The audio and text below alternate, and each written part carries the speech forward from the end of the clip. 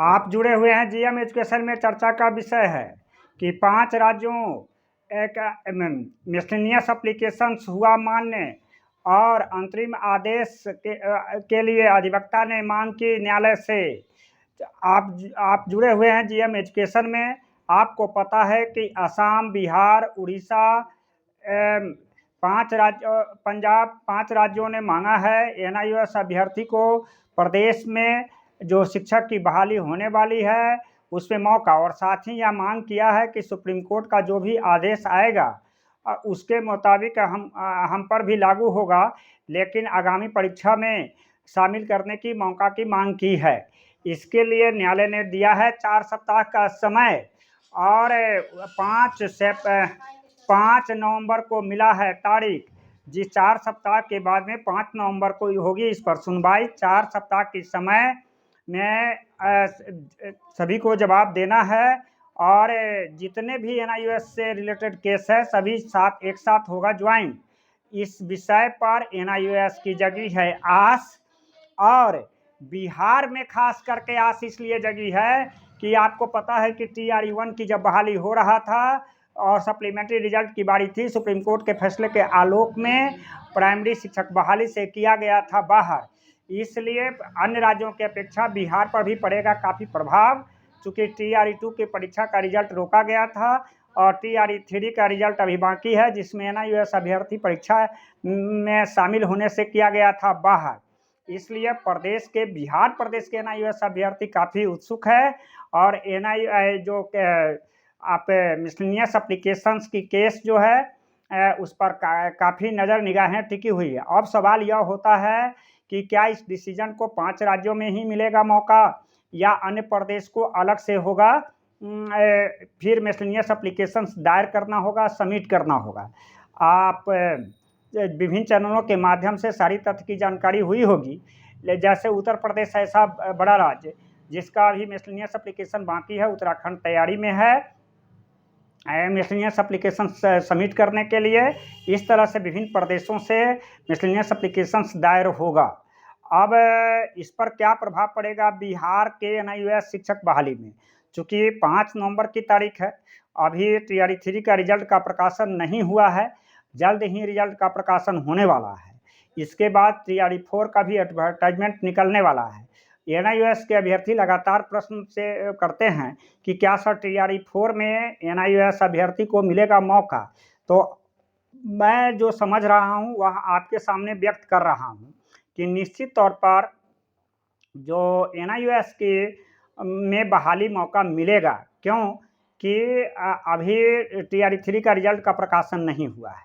अभी जैसे 11-12 का अभी ऑफिशियल आंसर की बाकी है और निकलने वाली है 2 नवंबर तक।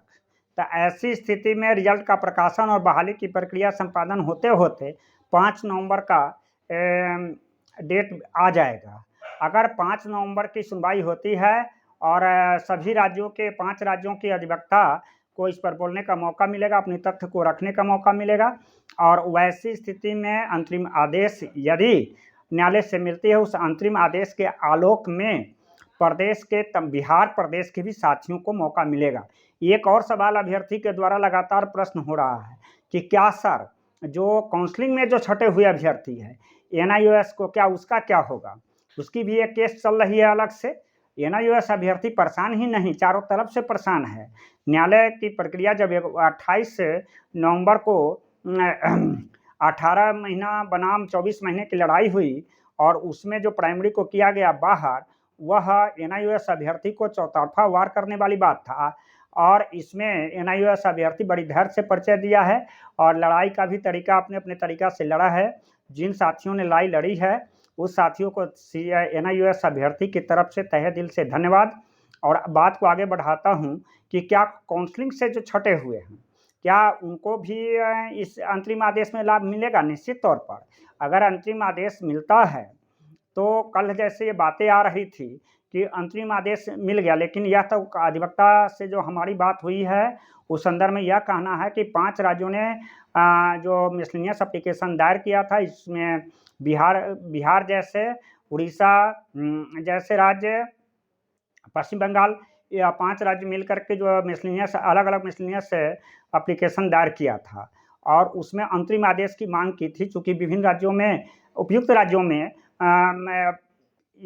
शिक्षक की बहाली आने वाली है और उसमें यह मांग किया था कि हमें पार्टिसिपेट किया जाए और जो भी आगे सुप्रीम कोर्ट का फैसला होगा उसको मान्य करेंगे अभ्यर्थी। इस संदर्भ में सुनवाई होगी 5 नवंबर को। 5 नवंबर 4 सप्ताह का समय है, 4 सप्ताह में सभी तथ्य को सबमिट करना है। तो हम लोग जो आशा करते हैं, आशा ही नहीं, न्यायालय की प्रक्रिया में न्याय सर्वोपरि होता है, तो निश्चित तौर पर मौका मिलेगा। और बिहार में जो बहाली होगी उसमें TRE 4 का अगर नवंबर के बाद में निश्चित तौर पर एडवर्टाइजमेंट आएगा तो उसमें बहाली का मौका मिलेगा ही। लेकिन एक बात आ रही है कि जो काउंसलिंग से छँटे हुए हैं TRE 1 में, क्या TRE 2 के जो रिजल्ट परीक्षा दिया था, रिजल्ट प्रकाशन पर रोक लगी थी, क्या उसको भी बहाली का मौका होगा? तो इस संदर्भ में अंतरिम आदेश आने पर ही पूरा क्लियर हो पाएगा। लेकिन अंतरिम आदेश एक संजीवनी का काम कर रहा है। NIOS अभ्यर्थी की आस जगी है। अंतरिम आदेश और सभी राज्यों को ये मिसलेनियस एप्लीकेशन को एक साथ सबमिट करके सुनवाई होगी, यह एक आस जगी है, आशा की किरण है NIOS अभ्यर्थियों का। इसलिए बिहार में NIOS अभ्यर्थी आगामी शिक्षक की जो बहाली होगी उसमें निश्चित तौर पर पार्टिसिपेट करेगा, जैसा कानूनविदों का कहना है।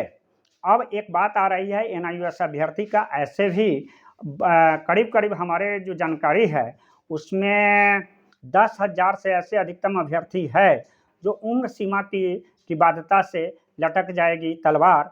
ऐसे अभ्यर्थियों को भी इस चैनल के माध्यम से करता हूँ आगाह कि एकजुट होने की ज़रूरत है और लगातार एक दूसरे से संपर्क बनाने की ज़रूरत है। आप जुड़े हुए हैं GM एजुकेशन में, देखिए कि अंतरिम आदेश में 5 राज्यों के अलावा कितने राज्यों से मिसलेनियस एप्लीकेशन में जुड़ते हैं और 5 नवंबर की जो बहस होगी उसमें क्या होता है आगे कार्रवाई। और निश्चित तौर पर TRE 4 में NIOS अभ्यर्थी बिहार के शिक्षक बहाली में मिलेगा मौका और जो काउंसलिंग से छटे हैं वैसे अभ्यर्थियों की जगी है आशा की किरण, वे लोग भी बनेंगे शिक्षक। इसलिए अभी कोई भिसकस की ज़रूरत नहीं है। लीडर कौन होगा यह कोई लड़ाई नहीं है, मुद्दा लड़ाई है कॉमन मिनिमम प्रोग्राम के तहत। हमारे जो प्रदेश से देश से लेवल से जो साथी लड़ रहे हैं उनके साथ लड़ने की ज़रूरत है। At present for optence aim up to move in similar one direction, यह बात को ख्याल रखना है, एक साथ चलने की ज़रूरत है। धन्यवाद।